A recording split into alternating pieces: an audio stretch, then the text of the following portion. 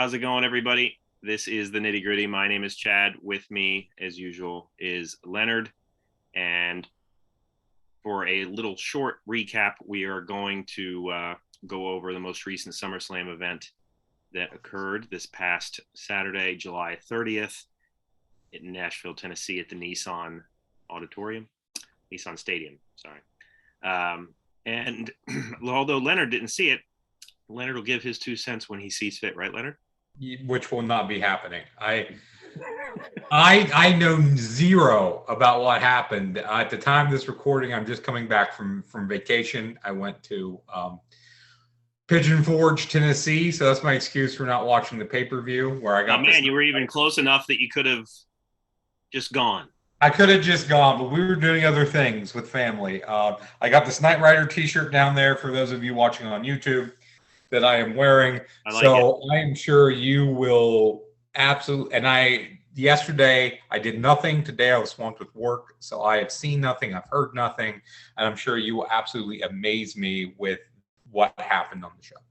All right. Well, let me give you my opinion of the show. And, to me, this is a monumental show in that it's the first show since the announced retirement of Vince McMahon. And it's the first time that's happened with him not there since it said on Wikipedia in 1982. So, we're talking a pretty long time. So I'm actually glad I didn't do this recap right away, Leonard. I had thought about doing it while I had a few beers in me and just doing it as like a solo video. I had really contemplated that, but I'm glad I didn't, because since the days that this has come out, I've heard heard this groundswell of opinion of people who are like declaring it really great because of Triple H's creative leadership and it's the start of a new era and all this kind of stuff. And it very well might be the start of a new era technically because he is the head of creative and Stephanie's the CEO. So that is kind of a given. But I thought the show was okay. It was entertaining overall, but I don't know that I understand the high praise that I'm hearing about. And if you understand what people mean by it, please let me know, because and I'm saying that not just to you, Leonard, just in a general audience sense. Yeah. Well, my guess, without reading everything, I think it's just, during the NXT era, so many people wanted Triple H to take over and thought that that was the best thing and that would happen. And again, what we saw in the past year with his health scare and with NXT as he created being dismantled. And him being demoted. It was like, that's not going to happen. And I think that there were some people who were upset about that, didn't care for that.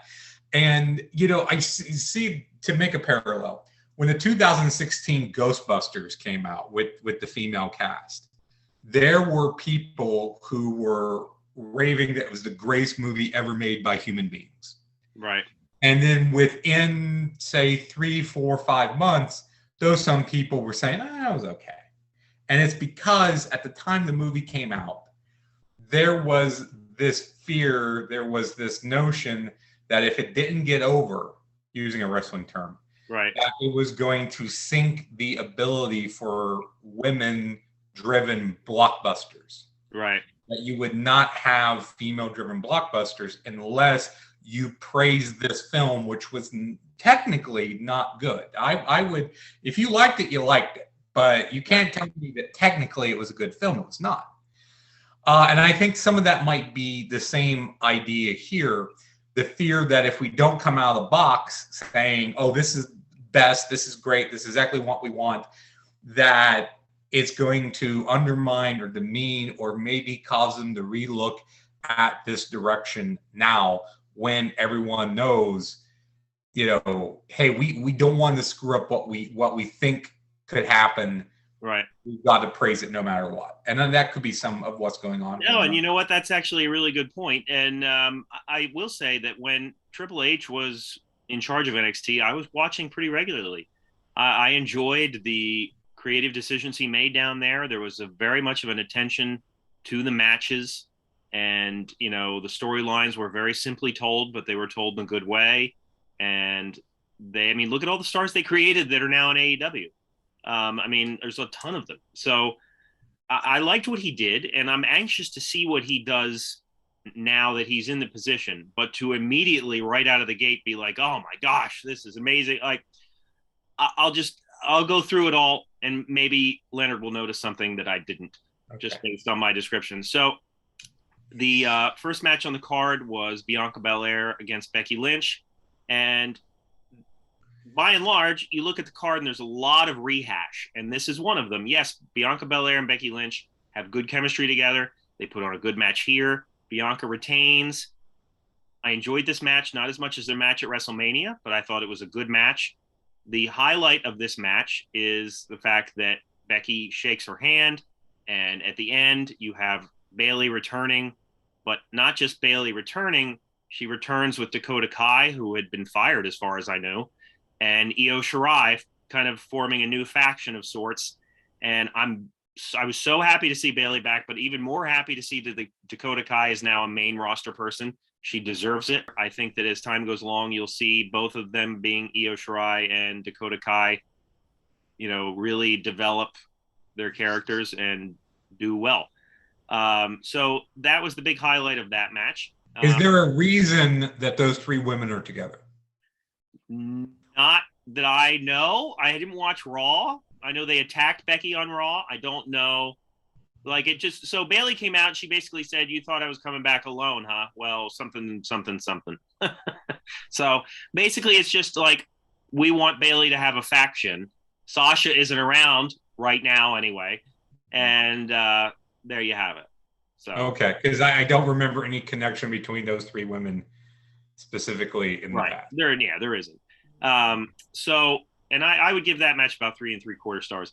The second match was Logan Paul against The Miz. And my daughter, who is 8, watched this with me, this whole event with me. And when this match came on, I said, I don't care about either of these people. And, there is a guy at 411, I believe it was Mr. Slimmer, who gave this match an incredibly high rating. And I don't know why. But now, Logan Paul is good in the ring, technically. He's I think that's part of it. Whenever a celebrity can get in the ring, and Logan Paul's a celebrity more or less, and doesn't trip over his own feet, people lose their shit. And I don't know why that's the case. Yeah, and they hold him to a different standard. Exactly. And, he did fine. And the match was what it was. I gave it 3 stars. I think what bothered me the most about this match is that Tommaso Ciampa is with The Miz. And I don't know who made that booking decision. Okay, question again. Is there a reason? There might be. Again, I don't watch every week, but for somebody to look at Tommaso Ciampa's history, his demeanor, his overall look, and say, I need to pair him with The Miz, that person is not in touch with reality. They're just. The only thing I could think of would be a bodyguard role. It looks like something like that. Maurice was there too, wearing an incredible outfit, but I digress. Now, maybe they were hoping that The Miz's personality would rub off on Tommaso Ciampa. He's more of that stone cold type of, straight-faced killer type personality. I don't know. Maybe that was the reasoning there. I still think it's stupid. But anyway, the next match is Bobby Lashley against Austin Theory. And I should add Logan Paul defeated The Miz. No surprise there. Bobby Lashley would go against Austin Theory, and Bobby Lashley retained. And the whole story leading into this is that Theory might cash in. He might cash in. He might cash in. And so he has this match against Bobby Lashley, who wins. And the match, again, I would probably give this match about 3 stars. It was fine for what it was. Theory's okay in the ring. Bobby Lashley is the person that deserved to win this. So, yeah, I guess before the Lashley match, you see a vignette with Max Dupree, who is formerly LA Knight, formerly Eli Drake, for those who haven't followed his history. And he has some stable of guys that I genuinely don't know what they're supposed to be. They're drinking water. They look effeminate. I don't know. I just don't know. And I'm just going to leave it at that. Leonard, when you see the vignette, you're going to understand what I'm talking about. Well, from last I heard, I thought that they had taken that away from Max Dupree and they had introduced his sister. Yeah, these are 2 gentlemen. I think there might have been a girl there. I forget. But yeah, so yeah, you saw that vignette. Then you see the Lashley Theory match. And then after that, you would see the Mysterios, Dominic and Rey, against the Judgment Day of Finn Balor and Damian Priest. And Mysterios win this match, and Ray and Dominic came out in a shirt that's very much a homage to the Eddie shirt that I'm wearing right now, and that was cool to see. The match was about 2 3/4 stars for me. It was what it was. Dominic's just he's not very good in the ring, and it shows. It shows when he's in there with 3 people that are very good. So I told you I do a pick 'em on Facebook, even though I don't watch the product regularly, and I do fairly well.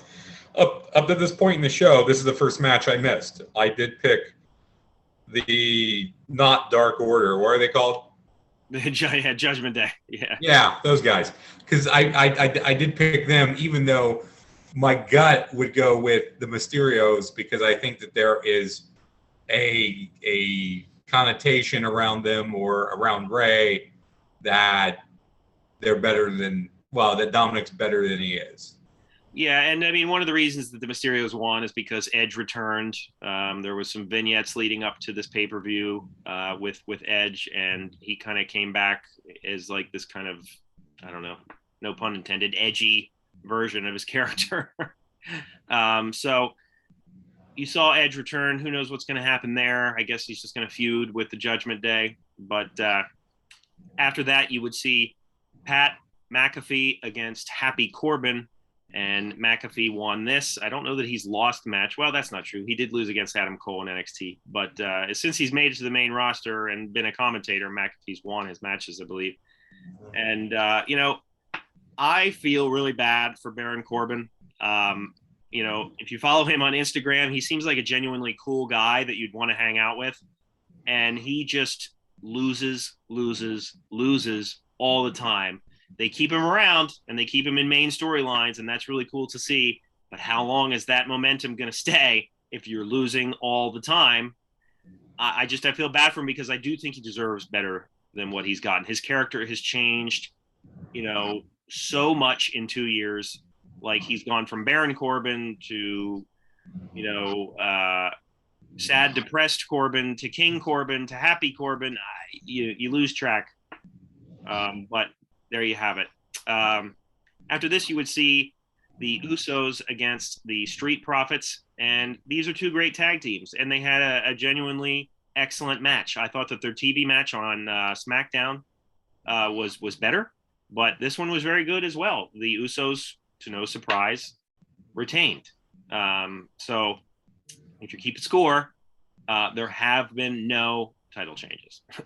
So you then, after that, have Liv Morgan against Ronda Rousey, and they do the whole controversial finish here so that, Rousey's trying to submit her, but Rousey's shoulders are down, and, Liv taps at the same time, and blah, blah, blah. We've seen that for forever and a day.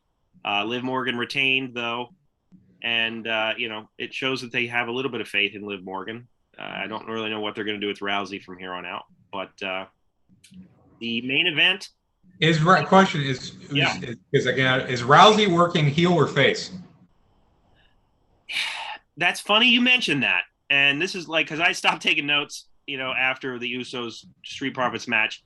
And I don't know. I think they're just letting her do what she wants. Like, she's more heelish than she is anything else, for sure. Because her genuine personality, for those who have watched UFC, is, that of a bitchy type person. Yeah, cause I was going to say, off of what you said, that the only thing would be to do with her would be to let her go full heel and kind of run through the undercard, and then reposition herself against Liv or whatever face champion might be at the moment. Yeah, and they should do, like, they refer to her as the baddest woman on the planet, that kind of thing. So they're trying to do face things with her, but at the same time, like, she, insults the crowd and stuff. So it's a little bit of both. The main event. I forgot to mention that being that we were in Nashville, Jeff Jarrett was the guest referee in the Usos Street Profits match, which, fun to see Jeff Jarrett. He had busy weekend for him. Yeah, I was going to say he had duties on Saturday and Sunday. Yeah. The main event here would be Roman Reigns against Brock Lesnar in a last man standing match. And this match would go about 23 minutes. And maybe this is where some of the praise for Triple H is coming in. I am to say I'm fed up with the Roman Reigns Brock Lesnar feud is an understatement. They tried to make it fresh here, but it's a last man standing match, and it's still very much PG, so you didn't see any blood, but they did what they could to make it have a lot of gaga and shenanigans going on.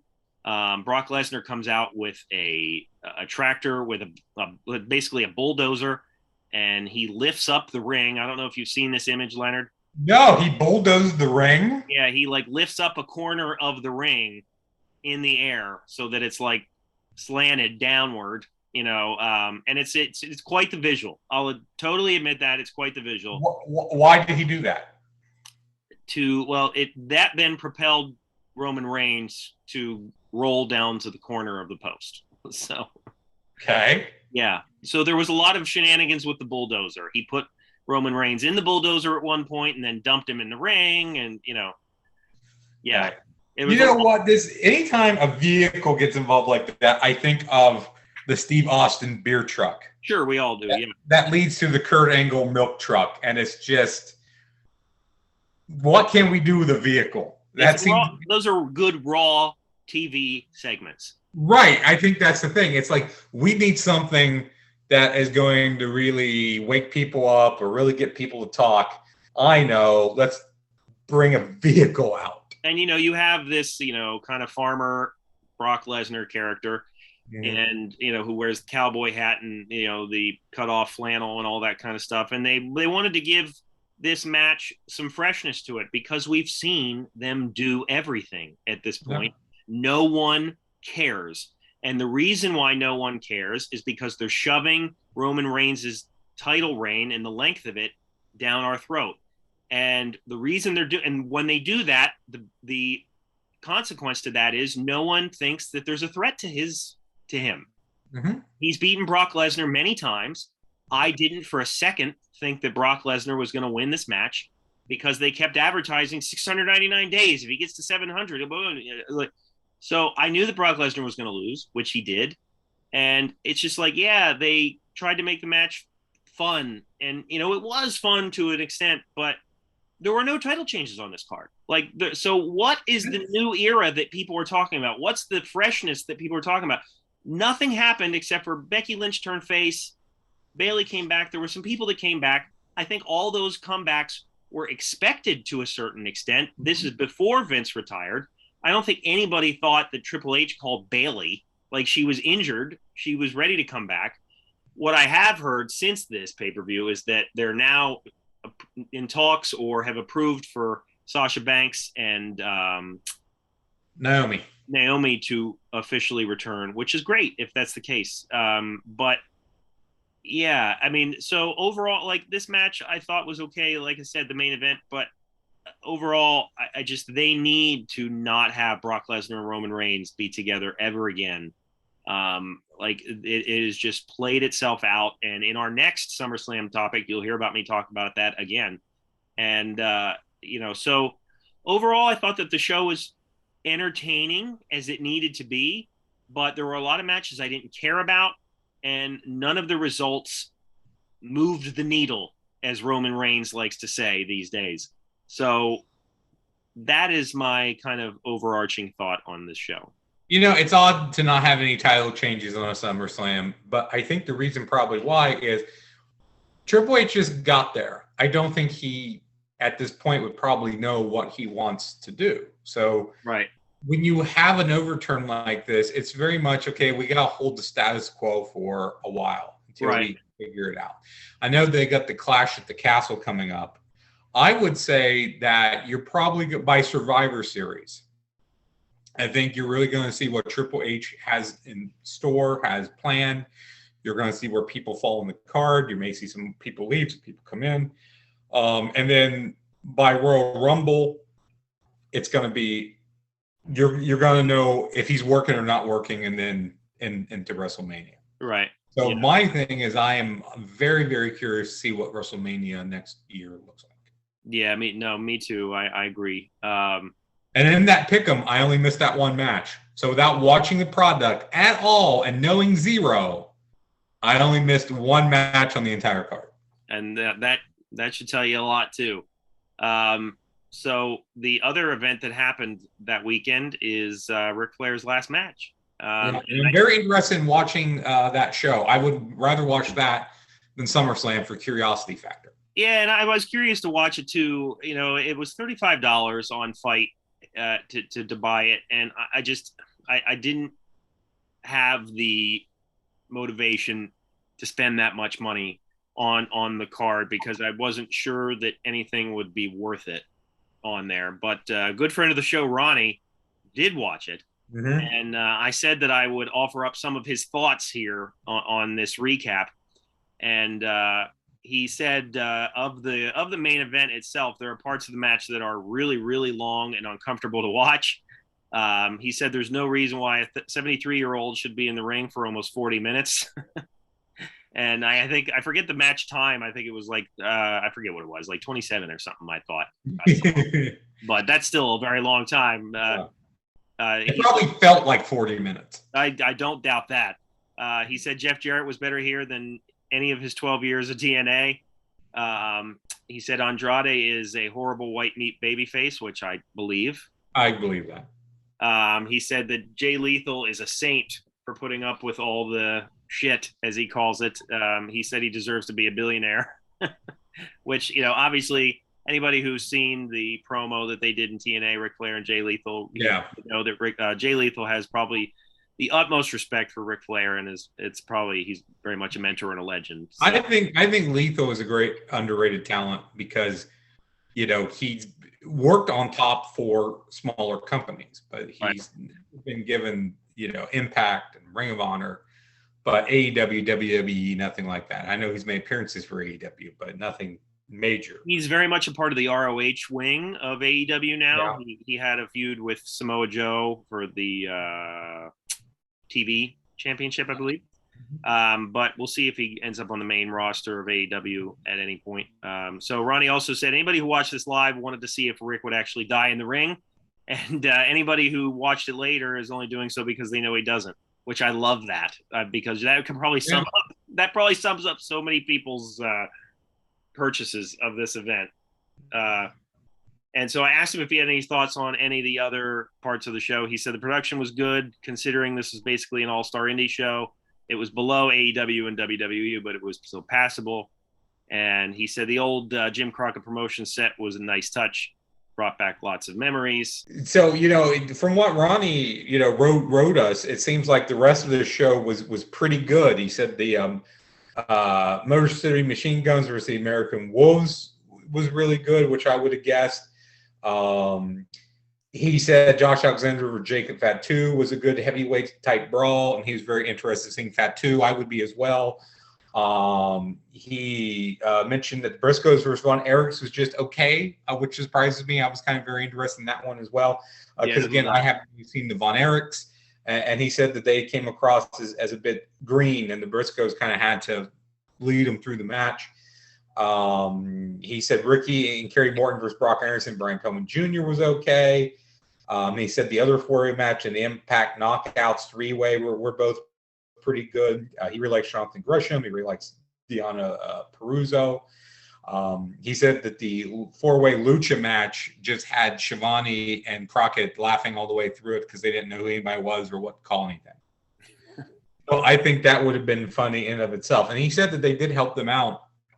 I guess there were some guest commentators that came in, including Tom Hannafin, formerly Tom Phillips, or Todd Phillips, right? Ian Riccaboni, Scott Diamore, Nick Aldis, and Joe Dombrowski to kind of help fill in a little bit. I think the only thing I missed here was he talked about Killer Cross versus Harry Smith just being okay as well. But there is some talent on there I'm very interested to see. And as far as an indie show goes, which this basically was, that's a very interesting roster of people. If that was a show in my backyard, say somewhere in Ohio, you know, right. Columbus, Cleveland, Cincinnati, even, I'd be there. I'd go on my way to get there because that would be a really cool show to see, I think.